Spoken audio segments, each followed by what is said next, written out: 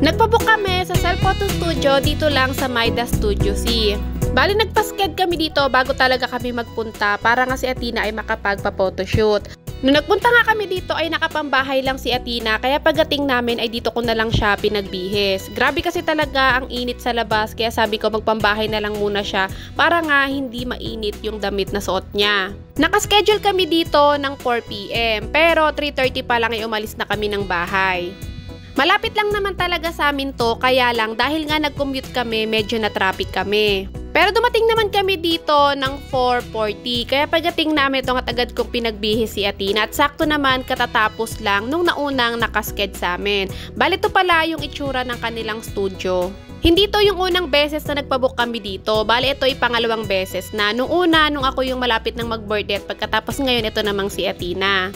Ito kasi yung nakita ko malapit lang sa amin at bukod doon, hindi mahirap hanapin yung kanilang studio. Kung sakali nga magkukommute lang, pagbaba mo lang ng jeep or ng bus o kaya ng taxi, nasa gilid lang sila ng kalsada.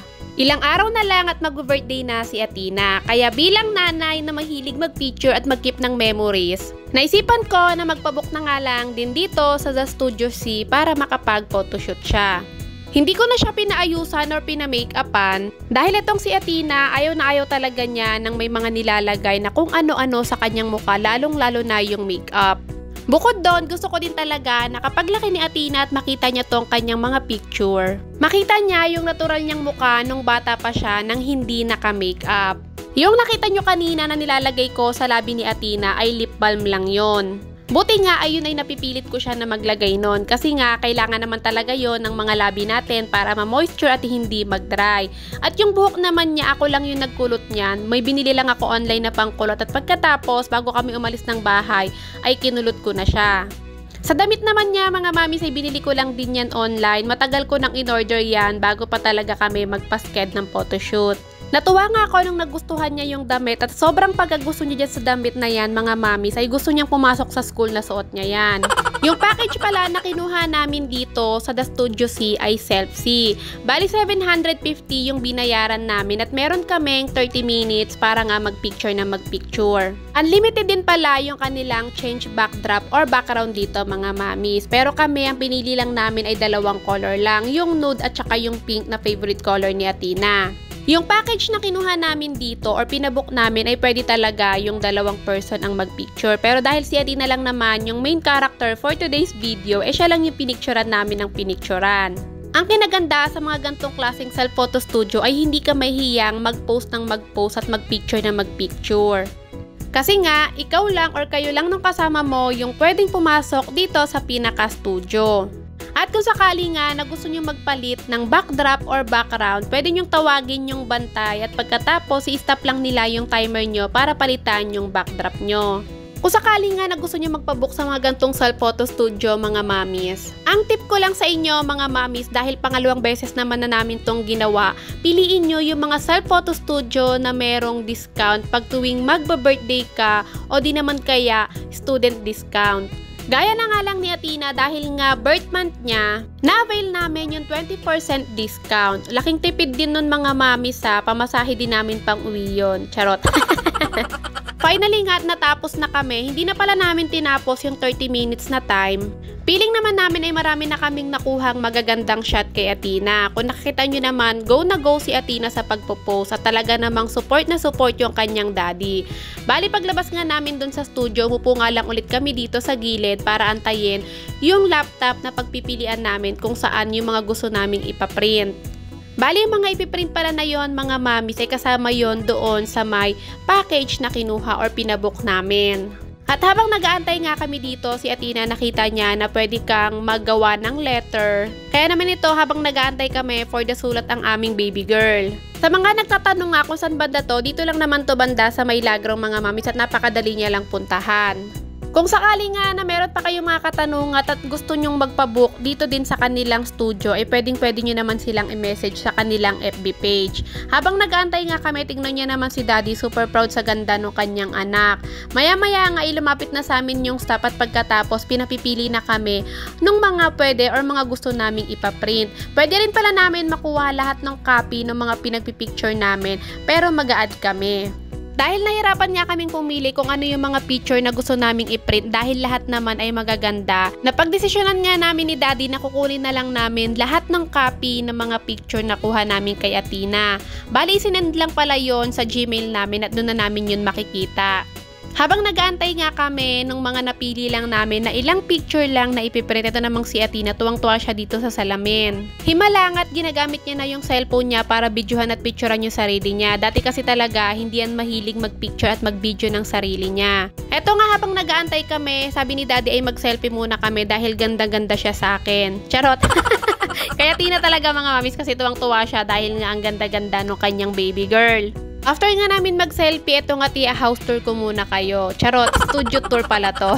Ang kinagandahan dito sa studio nila mga mamis ay talaga namang nakaka-relax at pagkatapos napakabango at hindi sila nagtitipid sa lamig ng aircon. Maya-maya nga ay lumapit na si Daddy sa mga staff para makapagbayad na. At pagkatapos ibinigay na din sa amin yung mga ilang pirasong na print ng mga picture ni Athena. Bali yung isa ibibigay sa inyo para idikit dito. Lahat ng picture na nakita nyo nakadikit dyan mga mamis, ayan yung mga nagpabook sa kanila at ngayong taon lang yan mga mamis na 2024. So yun nga, finally nadikitan ni Athena yung picture niya at kung sakali nga pupunta kayo dito mga mamis, may kita nyo yung picture ni Athena dito mismo kung saan nakapwesto yung kanilang sofa. Dahil sobrang lapit lang naman ng photo studio dito sa may SM Fairview, dumiretso na kami dito para makakain na. Bale, ito na rin pala yung pinaka-advance celebration namin ng birthday ni Athena kasi yung mismong birthday ni Athena ay merong pasok yun at pagkatapos si Daddy naman merong work.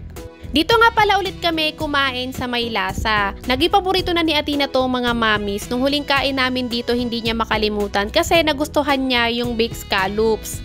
Kaya naman sabi niya sa amin kapag nag-mall daw ulit kami gusto daw niya ulit kumain ng baked scallops. At dahil advance birthday celebration naman niya na to, pinagbigyan namin kung ano yung gusto niya kasi huli naman talagang nag-mall kami 2 months ago or 3 months ago na ata yun. Bali naka-order na nga kami at nagdatingan na yung mga in-order namin. Wala namang bago sa mga in-order namin, yun pa din naman yung in-order namin nung unang punta namin dito. Bali ang naiba lang naman yung lumpia namin ngayon ay lumpiang gulay na. At syempre hindi pwedeng mawala yung pakbet pati na rin yung chicken barbecue nila. Kami naman ni Daddy, ito naman yung hindi namin makalimutan dito sa May Lasa. Yung napakasarap nilang pakbet, pati na rin yung kanilang chicken barbecue. Bali yung kanin pala namin ngayon ay Java rice kasi ayun yung gusto ni Athena. Kung titignan nyo nga mga mamis, yung lugar nila ay very social. Pagkatapos, kung makikita nyo naman yung pagkain nila ay parang ang mahal. Pero hindi mga mamis kasi hindi naman kami makakain or makakabalik dito kung mahal yung mga pagkain nila. Ito nga mga in-order namin dito ay pang 3 person lang. Pero kung nakikita nyo naman, sa dami niyan ay kayang-kaya hanggang 5 person.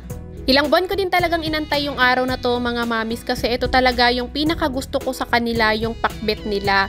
Ang lulutong pa ng mga gulay at talagang ang sarap ng pagkakaluto. Tapos sa partneran ko pa siya ng chicken barbecue. Ay talaga naman, bahala kayong magutom. Habang ine-enjoy ko nga yung kanilang pakbet, ito namang si Athena, kung nakikita nyo naman, ine-enjoy niya talaga yung kanyang baked scallops. Gusto ko nga sanang humingi sa kanya ng baked scallops, kaya lang nung nakikita kong talagang na-enjoy niya at sarap na sarap talaga siya dyan, hindi ko na lang hiningian. Tinatanong talaga niya kami ng daddy niya kung gusto daw ba namin ng baked scallops. Sinabi na nga lang namin na ayaw namin kahit gusto ko talaga. Dahil masyado ngang marami yung serving nila dito ay hindi namin naubos to mga mamis. Kaya naman tinake out na lang namin yung iba. Kaya pag uwi namin meron pa kaming nakain. Natapos na nga kaming kumain, ito ang baso ni Daddy habang umiinom siya ay bigla na lang nabasag nang hindi naman tumatama or hindi naman nalalaglag. Wala namang may kasalanan neto, hindi naman namin kasalanan at hindi rin nila kasalanan pero humingi pa rin sila ng sorry. Yun nga lang basang-basa si Daddy mga mamis kasi nga hindi naman niya akalain na may malalaglag doon sa baso. Move on na nga tayo doon mga mamis, pero babalik at babalik pa din kami doon dahil napakasarap talaga ng kanilang pagkain. After nga namin kumain ay umakyat kami dito sa taas para naman makapagpagupit itong si Athena. Kung dati nga na mas bata at mas maliit pa siya, gusto niya laging mahaba yung buhok niya. Ngayon naman na lumalaki-laki na siya ay gusto naman niya laging maiksi yung buhok niya. Hindi niya talaga alam na ngayon namin siya papagupitan. Nung mga nakaraan pa kasi talaga siya nagsasabi na gusto niya na ulit magpakat ng hair. Pero dahil bawat alis nga namin mga mamis ay nakaplano talaga, At pinagtatabihan talaga namin para may budget kami, hindi talaga namin masabi sa kanya kung kailan siya namin pwedeng pagupitan. Kaya ngayon, gulat na gulat siya nung nalaman niyang ngayon nga yung araw ng pagpapagupit niya. Sobrang saya niya mga mamis kasi finally daw ay makakapagpa-short hair na ulit siya. Sa Google pala kami kumuha ng style ng gupit niya na to mga mamis. At pagkatapos pinakita lang namin sa hairstylist niya para nga magaya. And in fairness naman mga miss, napakagaling talaga ng hairstylist ni Athena. Natapos na nga siyang gupitan itong at maglalakad na kami para makauwi naman na. Ang isa pala sa mga hindi namin nasabi sa kanya, yung pinambayad namin sa pagpapagupit niya ay sarili niyang pera. Nung pagpasok kasi talaga ng April mga mamis ay marami na agad nakaalala na magbe-birthday na si Athena. Kaya naman yung iba na mga ninong-ninang niya ay nagbigay na sa kanya ng cash gift.